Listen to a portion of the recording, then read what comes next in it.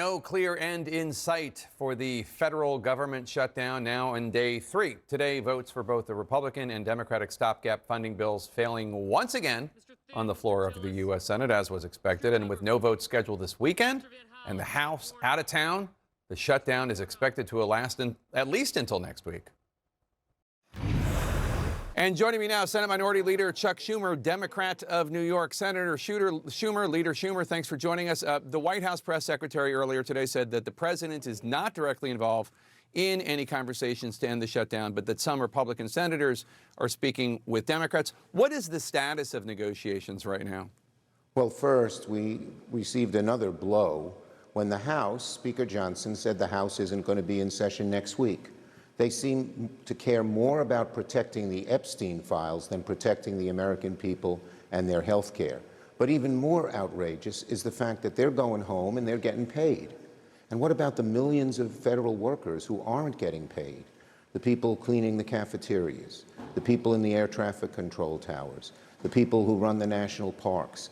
And it takes a lot of nerve for Johnson to tell the House to go home when they get paid and all these people don't. It also shows that it's Johnson who seems to be the main focal point of wanting a shutdown, because if you didn't want a shutdown, you'd come and stay and negotiate with us. That's what we've been asking them to do. Here in the Senate, Jake, they tried the same play with the same result.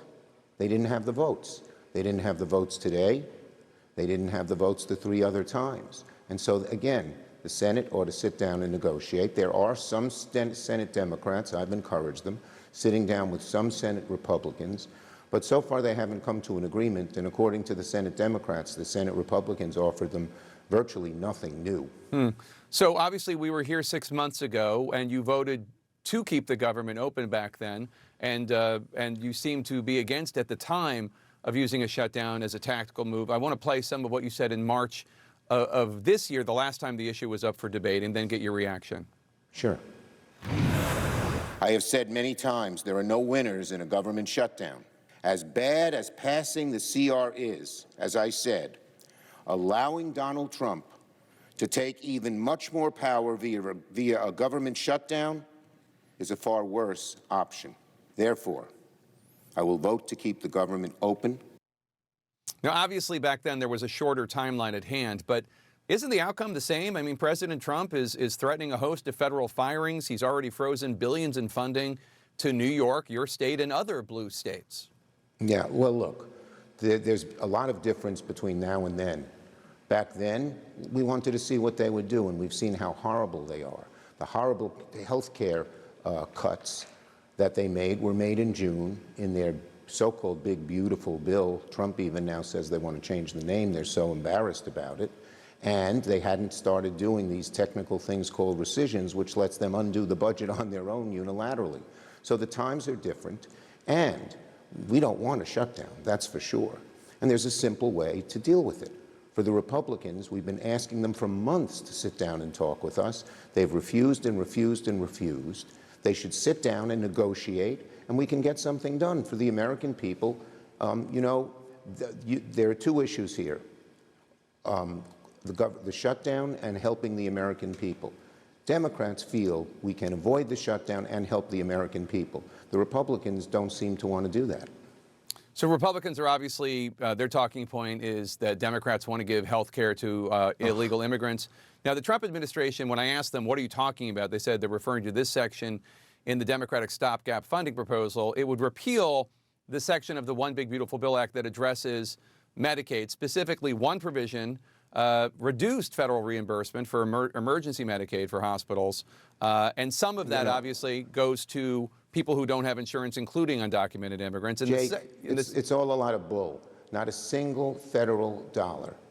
Not a single federal dollar goes to undocumented immigrants, not for Medicare, not for Medicaid, not for ACA. Why are they making up this lie? It's a typical Republican thing. They don't want to talk about the pain the American people are in or are going to be in because of these cuts. You know, the average family, a couple of 55 years old who makes $85,000 will get a $25,000 a year cut. Imagine them sitting down at the kitchen table one night and saying, we're about to retire, we've worked hard our whole lives, How the hell are we going to afford $25,000? But how the hell are we going to live without health insurance? But that's what they're doing. It's cruel. It's mean. They're in a bubble. 24 million Americans will have their rates raised by close to $1,000. And they're going to start getting these notices in the next week or two. You know, John Thune cavalierly says, let's do it in Thanksgiving. Well, if they can't do it now, and by the way, they voted against it 3 times when Jeanne Shaheen tried to put these bills on the floor, how the heck are they going to do it later? So this is it's a cover-up from them. It's bull. And that's because they're afraid to debate the issue because they know, listen to this, a new survey from, I think it is Kaiser Health, 79% of Americans want us to renew, to extend the health care premiums, the ACA premiums. 58% of Trump voters want it. So they know they're in a pickle. Now, one of the problems is they don't know where Trump is. When I was you asked about Trump before. Yeah. When I was at the White House, Trump said different things, but seemed not to be aware of how bad this is. And you know, nobody reads the polls better than Donald Trump. He's going to see these polls. But are you disputing that the addition of the money, the emergency Medicaid money to hospitals, that none of that goes to undocumented immigrants? I mean, I thought it was no federal dollar is allowed by law to go to undocumented immigrants. It's been on that, and they just came up with this recently because they're afraid to talk about the merits. Oh, let me ask you, because this is just in, and I know you have to go. Hamas has just announced that it agrees to immediately enter negotiations for the release of hostages under President Trump's Gaza proposal, based on the exchange formula and providing the necessary conditions. Obviously, it's early yet when it comes to this, but it is some breaking news. What was your reaction to that news? Well, I've always said our goal should be to bring the hostages home and have a good ceasefire, a strong, lasting ceasefire. This proposal seems to be a step in the right direction, but we need 2 things. We need to see the details. I haven't seen them yet. And second, then Trump needs to get it done. He has a penchant for announcing things before they get done. All right, Senate Minority Leader Chuck Schumer, Democrat of New York, thank you so much, sir. Good to see you, Jake. Bye-bye.